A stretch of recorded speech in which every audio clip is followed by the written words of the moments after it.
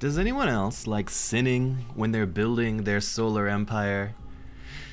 Because it is Sins of a Solar Empire 2 launch day, and we are very, very excited. So, today I have some beginner tips and tricks for you just to help give you a strong foundation to start building your Sins of a Solar Empire 2 knowledge base. There's a whole lot to learn. There is a big upfront burden of knowledge on how to play. I'm not giving you the nitty-gritty, but I'm giving you the things that you want to keep in your mind and think about, and a little extra stuff that are not so intuitive. I've got 13 of these. Let's go. How do we start playing Sins? Well, we start playing Sins with an emphasis on economy. When you're in the very early game, you really want to put a lot of your initial resources in the likes of mining upgrades on planets, in the likes of commerce upgrades. You want to be investing those early resources in ways that are going to give you more resources later on. You need to get your metal income up, your credit income, your crystal income, all those things. You want to get going as early in the game as possible. So our priorities in the early game are economy. We're not likely to fight other players, and fighting neutral stuff is generally pretty easy.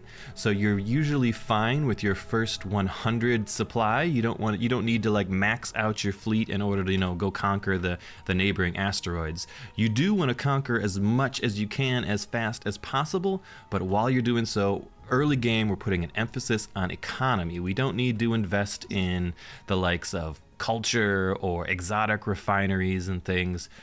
We want more resources so that we can make those bigger investments later on.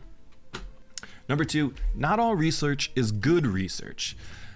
We have these gigantic, sprawling tech trees for civilian research, for military research. There's so much stuff in here, and you'll be tempted to just, okay, we've got this first tier unlocked. Let's just go ahead and queue up everything. We'll get it all. You don't want to get it all. It costs a lot of money to research things. Even if it costs a little bit of money, those things add up over time. And again, we're trying to allocate our early resources where it's gonna count most for us, which early on is in things that make us more resources. Now, there are some critical techs that you always want to prioritize, the likes of increasing your max supply, oftentimes increasing the main firepower of your early ships is a decent investment. But the point is, you don't just want to get everything. You don't want 300 credits tied up in Primordial Embrace to allow you to expand into primordial planets if you don't have any primordial planets yet, or if you're trying to save up to get your last commerce upgrade for your main base. You don't want that money being researched on something that's not going to give you dividends, where you could get faster dividends elsewhere, so a better return on your investment. So again, back to prioritizing our economy. We're doing that by being very choosy and picky in our tech. You are not going to get everything in the tech tree. You're not even going to get most of the things in the tech tree, probably. If you're doing it right, be choosy, be picky. You don't got to get everything here. Number 3, I think the colony flagships are a bit of a trap.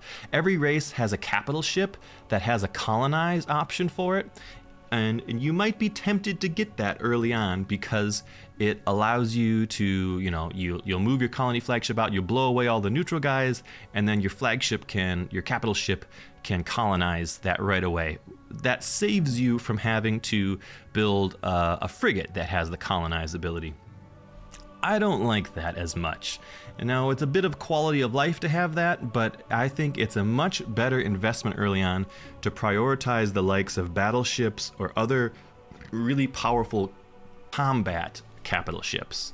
And the reason for that is, once you get a little closer towards the early mid-game and you run into other players, you want a ship that can fight. If someone rolls up on you, you've got your 20 frigates, they've got their 20 frigates, but you have, the progenitor mothership, and they have the Radiance battleship. Their battleship's going to blow you away. It's going to be a bad time for you. So I think an emphasis on combat capital ships early in the game makes more sense generally for new players, for sure. So get yourself a battleship, and then go ahead and invest in the missionary vessel or whatever does the colonizing for you, and just have that thing follow you around. You'll appreciate having a high-end combat capital ship later on, for sure. Next one, number 4, no firepower like more firepower. And by that I mean your supply caps. You know, it is, like I mentioned earlier, it is big tech to upgrade to a higher max supply. If you've got 250 max supply and the guy you're about to fight has 500 max supply and he's built that out, you're gonna get stomped, right? You can't, a tiny fleet cannot compete against a large fleet. And then likewise, if you've got that supply unlocked, you want to put more emphasis on reaching that supply cap, right? There's no economic penalty for having 250 supply or 100 supply. You're not paying an upkeep on those ships. So as soon as you have the ability to get more supply, you should really get that. In the early game, you can sleep on it a little bit if you're not going to run into bad guys, but as soon as borders start getting even slightly close to one another, you want to make sure you've got the most ships you could have. So when you upgrade your supply, maybe put a pause on a lot of your other investments and make sure that you are building out new ships to fill up that supply. You want to always be near your supply cap, and if you're not, you want to be getting as near to it as possible with your investments. Otherwise, you might just die. Tip number 5, static defenses are very strong, but static, notably. Let's talk about stats real quick. So the thing you need to know, this is almost its own tip, but we'll diverge.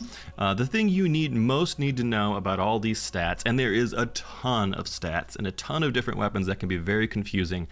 The important part for early game knowledge is durability and how that works with Pierce. Every ship in the everything in the game, structures, ships, whatever, anything that can fight, has a durability total on it. You know, your early frigates and such have very low durabilities, and durability is countered by Pierce. So if we look at the weapons here, our basic frigate has 50 durability and 150 Pierce. So its weapons are piercing that durability. If we weren't piercing the durability, that durability applies a strong damage reduction to everything done to it. For example, our capital ships have 500 durability. If we're shooting them with frigates that only have 150 pierce, then there's 350 durability left over. And I don't know the exact formula for this offhand, but know that if you're not piercing the durability, you're doing substantially less damage to that ship. You can bring down a capital ship with frigates, but it would be a very slow, time-consuming process. So in order to deal with that, we look for any ships that have weapons that have a high pierce value. If I've got 500 pierce, then I'm negating 500 of that durability, so it is no longer applying that strong diminishing returns of damage against things. So along those lines, the static defenses that you can build, the likes of here laser defense platforms, have very high durability. Or, this beam defense. Both these are 600 durability. So this is a really strong damage reduction against early game ships that don't have good piercing values. So if you build a few laser defense platforms around your planet, you'll be really well served in the early game to fight off enemy swarms of frigates and things. But again, the second part of that is static defenses are static. You can't move them around. You can kind of move them around here, and you can always do the rotate orbital structures. You can grab your things that you built and rotate them around the planet. But what I really mean is if you have a forward choke point with a bunch of defenses built in it, early game, if the enemy wants to attack you or raid you, another player, they could fly in, see all your defenses, and then just fly off to your backlines to go and fight a less defended planet. They might go back here and blow up all your factories while you thought your front lines would hold them off. Now, frontline defenses will probably work against the AI. Rarely will the AI try to sneak back and backcap you, but other players absolutely will. So static defense is good, but not invincible, because until you get all the way up to the deep tech with the, phase disruptors, I think? Phase jump inhibitors. These keep guys from jumping through your territory, right? Until you get all the way up there, and this is deep tech down in Hostility 4, enemies can bypass your defenses, so be aware of that. The best defense is a strong fleet. Tip number 6, don't sleep on influence. One of the new upgrades, or one of the new, what's the word? I can't think of the word, my brain's broken. Things you can do in Sins of a Solar Empire 2 is accrue influence. Now you have tech that generally gives you influence, and some factions have other ways to get influence. This is a very low capped resource. You can see I cap out at 2. It regenerates over time. These let you buy things from the minor factions, and these are very good things generally. There's many different minor factions that offer many different things, but I strongly recommend you pay attention to this and you invest in them. Don't let your influence points cap out and then not use them. For here, the Pronost United will offer us emergency Gauss platforms. These are just basically, really heavy turrets. We can just buy them at any time. It goes on a little cooldown, and boom, we can put a free turret in. And now, normally, a Gauss level turret would be basically the same as this beam defense platform. This thing's 700 credits and 125 crystal. That's kind of a hefty investment. In order to get that for free and just plop it down anywhere, that's a great return.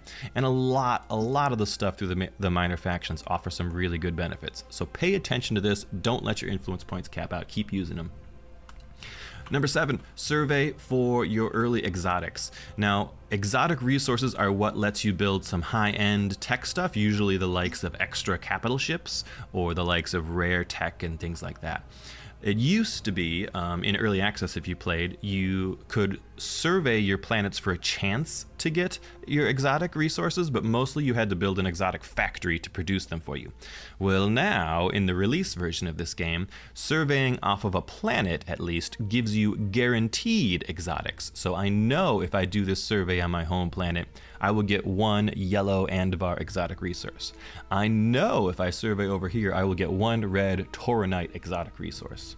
So those are guaranteed ways to get early exotics, and you could use those to plan. Okay, I can get a red here, maybe a couple reds here, because I could go do multiple levels of it.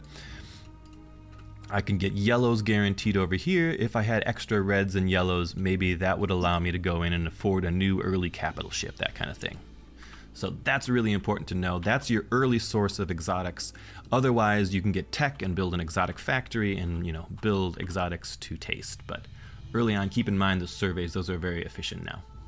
Number 8, use your fleet planner. So this thing on your left, really one of the earliest and one of the best quality of life things you could do is you find all your ships early on, select all your ships, and then right-click on your little plus over here on the fleet planner.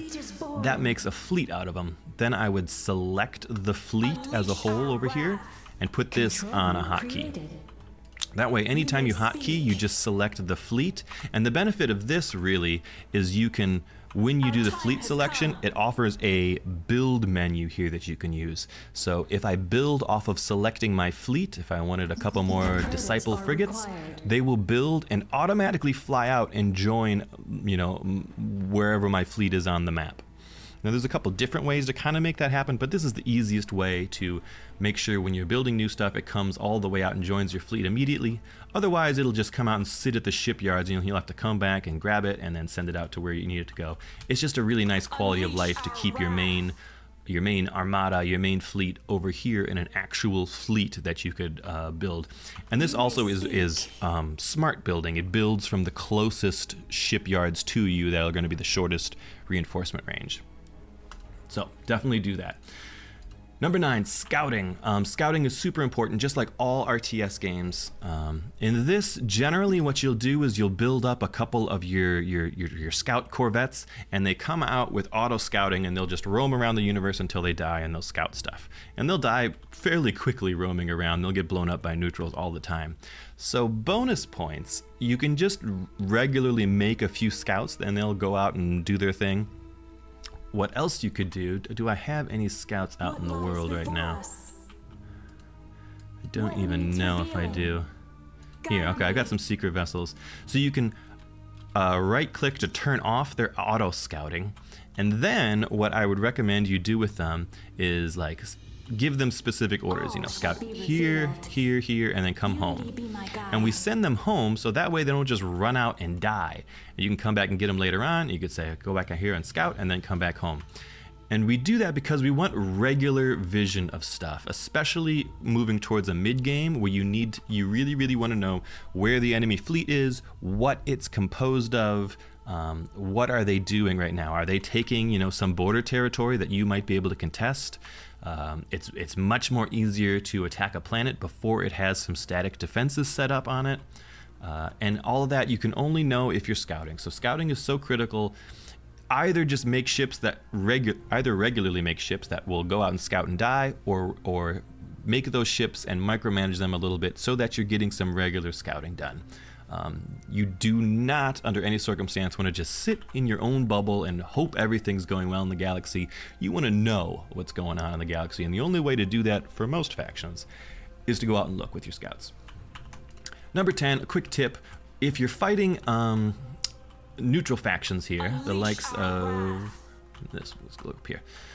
All of these neutral guys defending this planet, we can't colonize this planet until the ships that can attack planets are gone, which are always these Krosov siege frigates. So in this fight, if I were to kill these 2 siege frigates, I could immediately colonize the planet even while I'm fighting and cleaning up all the rest of the trash. So that can sometimes be useful. Buy you a little extra time to min-max your colonization, your speed of setup of stuff. Blow up some siege frigates first, get the colonization done, then you can clean up the rest of the trash. Usually defenses are not, this is a bigger fleet here, but usually the likes of neutral defenders are not that big of a deal. Number 11, move in formation. This is a really teeny one, but if you haven't noticed, this button here, you can right click on it, or Control Tab is the hotkey, and if you select move in formation, all your ships will move at once. That can be very important, especially when you've got slower capital ships and things. You know, you don't want your fast ships to jump in and get blown up, and then eventually your capital ships show up and everybody's, you know, the fight's halfway over. You want to be moving in formation most of the time. Now, not all the time. You kind of want to turn it off sometimes if you need to get some ships somewhere quickly. But I do recommend often moving in formation to keep your fleet together, maintain that massive firepower all with each other. Next one is sneaky hotkeys. There's a ton of hotkeys in the game, and I recommend you familiarize yourself with them. Hotkey play is faster play. Faster play is generally better, more efficient play. But 2 of the sneaky ones that you might not know about is Control Tab or Control Shift left click.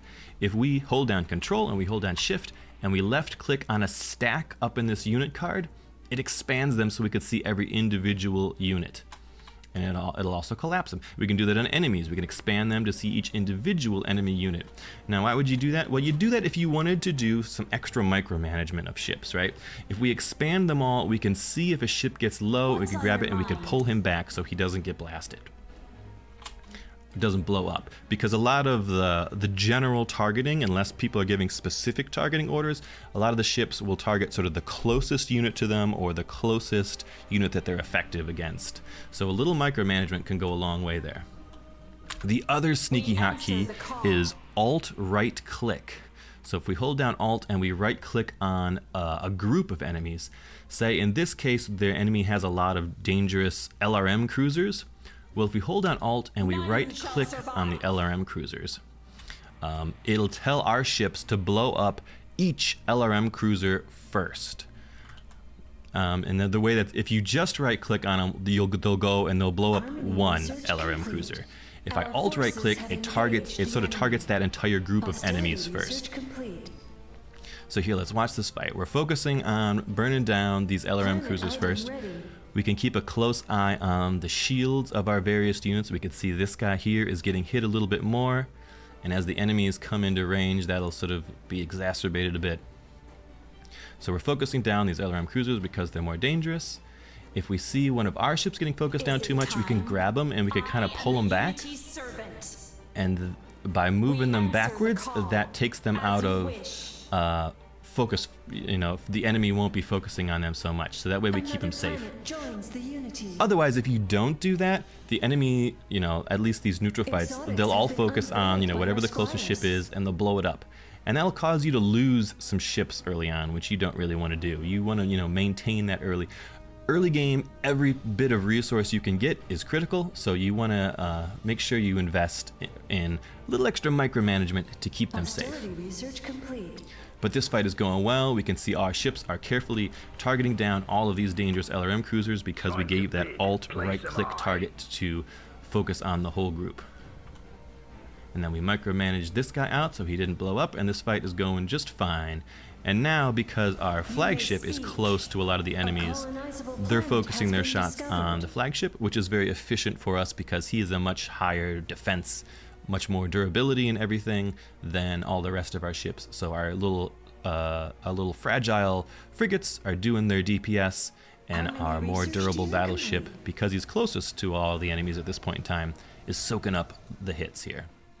That's what we want. That's how you want to focus those early game fights on. Last tip, and one of the most important really, is build more factories. Oftentimes most factions start with one of each factory, in this case a lesser factory and a greater factory. That's fine and dandy, but once you're trying to build up to hundreds more supply than you can normally get, you don't want to just be building 4 supply at a time. That's going to take forever.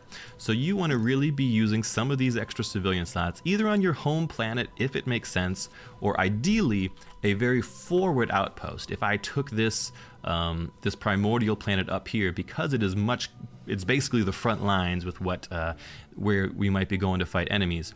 If I build all my factories up here, and I do want to build many, 2 or 3 or 4 or more factories, because you want to be able to replace your losses quickly.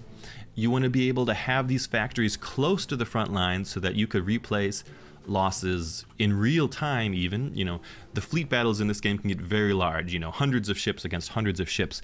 And if you're able to keep reinforcements flowing into your fleet, but they're too far away from their factories and their reinforcements are going to take forever to get there, you've got a huge advantage. So prioritize taking forward territory and building out your extra ships there. Now, maybe we don't need greater factories up at our front line, certainly not in the early game, because it's not like we're pumping out new Rapture battlecruisers constantly to fight. We don't have those kind of resources to do that.